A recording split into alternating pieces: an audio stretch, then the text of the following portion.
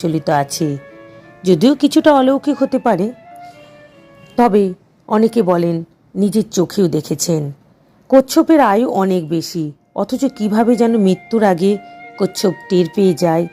মৃত্যুর আগে 52টি সিঁড়ি অতিক্রম করে মায়ের মন্দিরের সামনে দেহ রাখেন।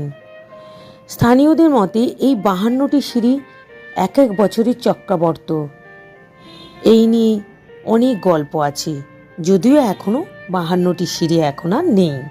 সত্যি বলতে ত্রিপুরাতে এমন কোনো বড় কাজ হয় না যা মাকে আগে জানানো হয় না। আগে মাকে প্রার্থনা করে জানানো হয়।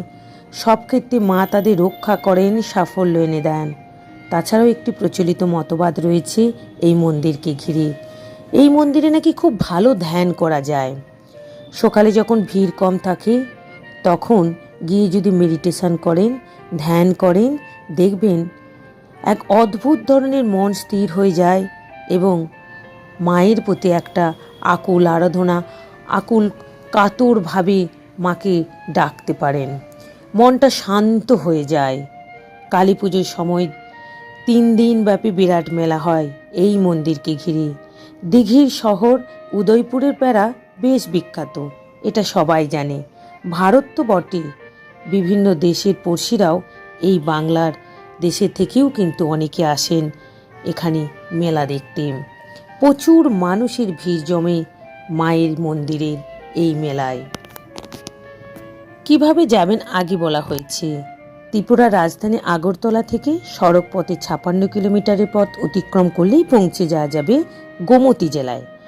উদয়পুর মহকুমারে অবস্থিত এই গোমতী জেলায় বিরাজ করেছে দেবী ত্রিপুরেশ্বরী বা ত্রিপুরা সুন্দরী।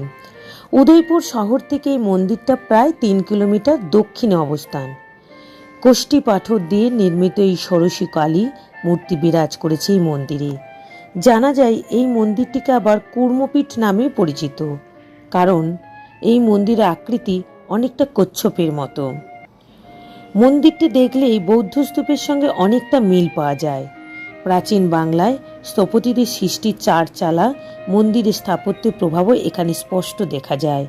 পশ্চিমমুখী এই মন্দিরের পূব দিকে থাকা কল্যাণ সাগর হ্রদে আছে বড় বড় মাছ এবং কচ্ছপ। সেই কাহিনী আমরা আগেই শুনেছি। অগণিত ভক্ত প্রতিদিন নিজের মনের বাসনা পূরণ করতে এই জাগ্রত কালী মায়ের কাছে আসেন পুজো দিতে।